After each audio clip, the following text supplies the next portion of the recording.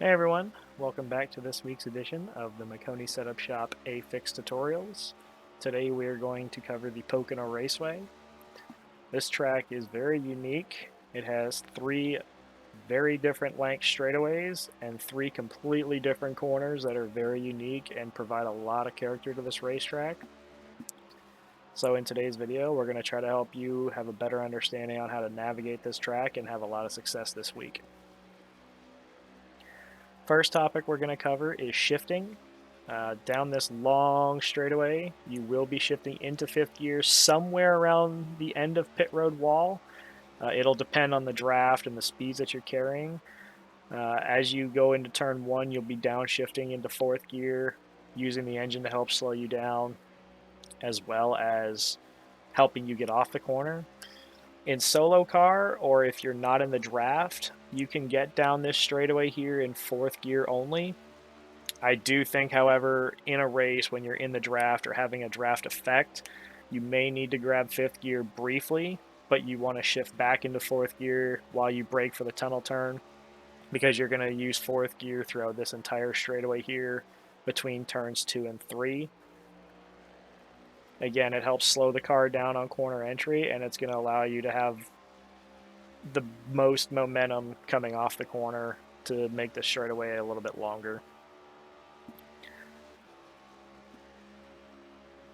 Okay, braking. Again, we've been over it before. This car likes to brake in a straight line. It does not like to have brake pressure applied while you're turning the car.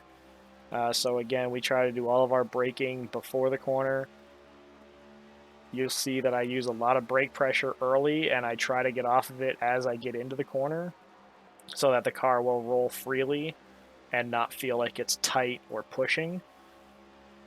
Because as you carry the brakes or trail brake in this car, it prevents the car from wanting to turn naturally, which means you put more wheel input in turn it makes you tighter and burn your right front up a little bit more.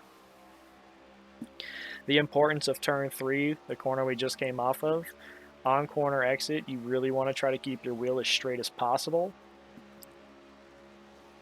If you find that you're coming off of turn 3 with a lot of wheel input, one of two things is going to happen. You're either going to push right into the wall, or you're going to feel it really loose because you have a lot of wheel input while trying to use a lot of throttle. So in turn 3, as you're picking up the gas, you want to try to straighten that wheel out. The car is going to turn. It's a nice flat corner, but the car is going to turn. You just got to trust it. It's just another little tip to help you gain some speed around this racetrack, because you're going to carry a lot more momentum going down that long straightaway as opposed to having a lot of wheel input in it. As you can see, as I come off the corner, you can see how straight my wheel is as I fight it a little bit, but I'm trying to keep my wheel as straight as possible. Another thing I want to go over real quick, the wall proximity. As you can see, all these straightaways that I go down, I'm trying to stay away from that wall. That way I don't have the arrow effect slowing me down the straightaway.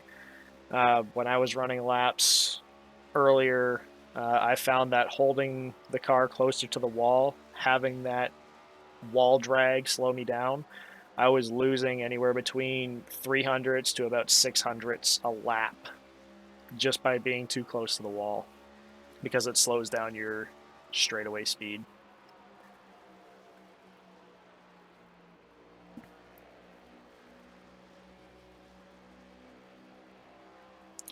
Again, as we go through turn 3, you can see as soon as we get in the gas, we're trying to straighten that wheel up.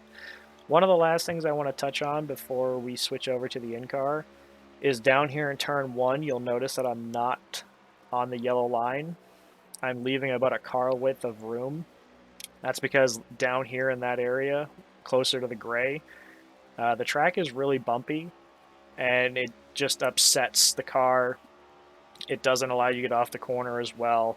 You're going to have to play with the gas and play with your inputs to try to keep the wheel straight. I find that going through the bumps, it either hits the bump a certain way and wants to push up the racetrack, or it hits a bump a certain way and the rear end wants to step out.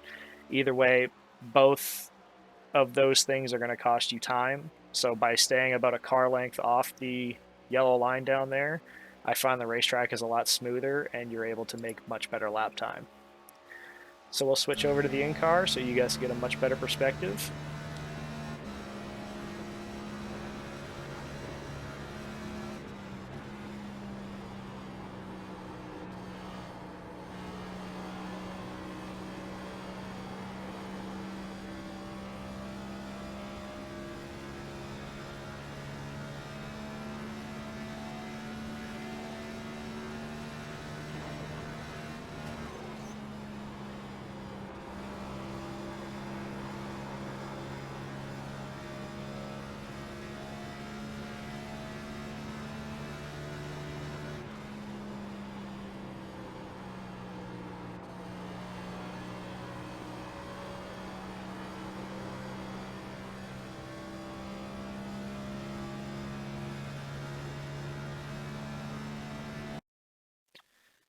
Okay guys, as you can see, my lap times on the side here continue to get faster and faster.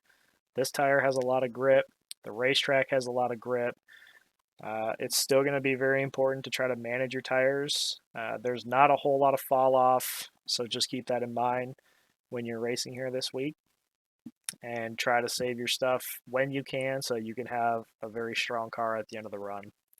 That'll conclude this week's video. If you have any questions, please leave a comment down below and we'll try to answer them as soon as we can. If you find that this video helps you in any way, please consider leaving a like on this video. If you're not already subscribed, please hit that subscribe button and ring the notification bell so you can see these videos every Monday once they're posted.